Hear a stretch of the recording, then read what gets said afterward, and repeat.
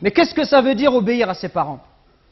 Quel est le cadre qu'Allah m'a fixé? Comment est-ce que je sais si j'obéis à mes parents ou si je leur désobéis? Peut-être que j'ai répondu à mes parents, peut-être que j'élève la voix sur eux, peut-être que je leur crie dessus, peut-être même, wal'iyadhu billah, à notre époque il n'y a rien d'étonnant, peut-être même que certains ils insultent leurs parents, voire même ils lèvent la main sur eux ou ils les frappent. Et on entend parfois, wal'iyadhu billah, des gens qui vont insulter, qui vont tuer leurs parents pour l'héritage.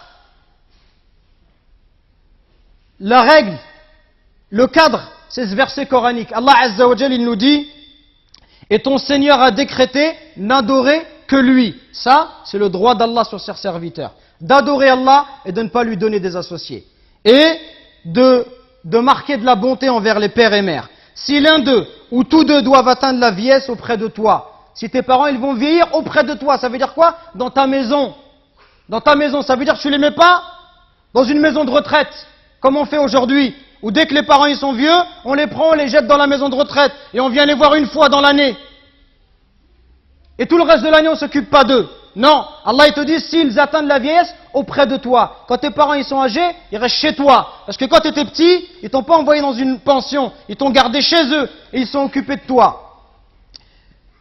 S'ils atteignent la vieillesse, ne leur fais point fi, ne leur dis pas ça, juste le fait de dire mes frères et sœurs. Comprenez bien ce qu'Allah il nous demande. Le simple fait de dire à son père, ça c'est interdit. Que dire de celui qui se plaint et qui dit à son père ou à sa mère, tu comprends rien, mais c'est toujours pareil avec toi, mais ceci, mais cela. Allah il t'a interdit de juste dire et ne les brusque pas, mais adresse-leur des paroles respectueuses. Et par miséricorde, abaisse pour eux l'aile de l'humilité et dis, invoque pour tes parents, ô mon Seigneur, fais-leur à tout de miséricorde, comme ils m'ont élevé tout petit. Et il n'y a que lorsque tu seras toi-même un père de famille, ou lorsque tu seras ma sœur, une maman, que tu vas comprendre la valeur de ta mère et de ton père. Quand tu vas voir que la mère, pendant 9 mois, elle te porte et elle subit les difficultés. Elle subit des coups de ta part. Que lorsque tu nais, le jour où Allah t'a mis au monde, ce jour-là, ta mère, elle a l'impression qu'elle allait mourir, tellement les douleurs, elles sont intenses. Et les hommes, on ne sait pas de quoi on parle quand on parle de cela. Il n'y a qu'une femme qui peut l'expliquer. Quand ta mère, pendant 2 ans, elle t'a allaité, elle ne dormait pas la nuit. Pendant 2 ans, tu lui as perturbé son sommeil. Quand tes parents, à 4 heures du matin, ils sont levés pour aller travailler, pour t'acheter des vêtements.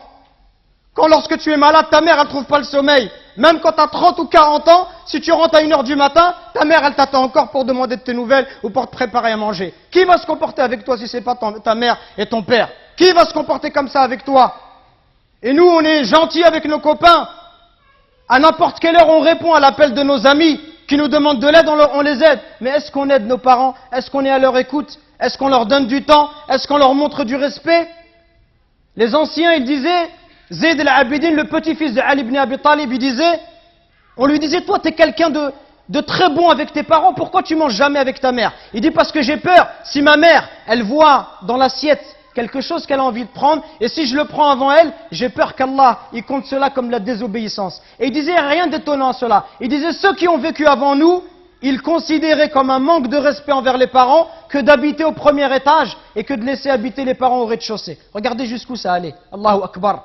Le simple fait d'être au-dessus de sa mère, au premier étage de sa mère, au rez-de-chaussée, ils considéraient ça comme un manque de respect. Et d'autres chez les Sahaba, ils disaient, quand il y avait un scorpion qui est rentré dans un trou, il a mis sa main et il s'est fait piquer. On lui dit, pourquoi tu mets ta main alors qu'il y a un scorpion? Il dit, parce que j'ai peur que ce scorpion il sorte et qu'il ne pique ma mère. Regardez le respect. Et regardez aujourd'hui l'attitude des enfants envers les parents. Regardez ne serait-ce que le regard, les yeux. Wallahi mes frères, si nos parents ils invoquent contre nous, wallahi c'est pour nous le malheur dans la vie d'ici-bas et dans celle de l'au-delà. Allah Azza wa Jal, par l'intermédiaire du prophète alayhi salatu wassalam, il nous dit qu'Allah il a interdit le paradis.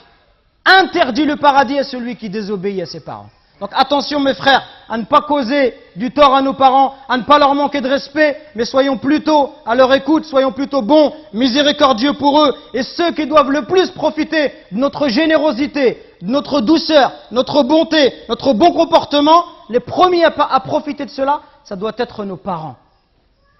Parce que viendra un jour où ils vont partir, Et le jour où ils vont partir, tu vas regretter. Et tu vas dire, ah, si je pouvais encore faire du khair à mon père, si je pouvais encore faire du khair à ma mère. Nous récoltons vos dons pour la construction d'une nouvelle mosquée à Longjumeau. Walillahi alhamd. Barakallahu fikum, qu'Allah il accepte ces dons de votre part. Et continuons, Inch'Allah. Et bi'idhnillah, dans pas longtemps, on espère avoir de bonnes nouvelles. Qumu ila salatikum yarhamni wa yarhamkumullah.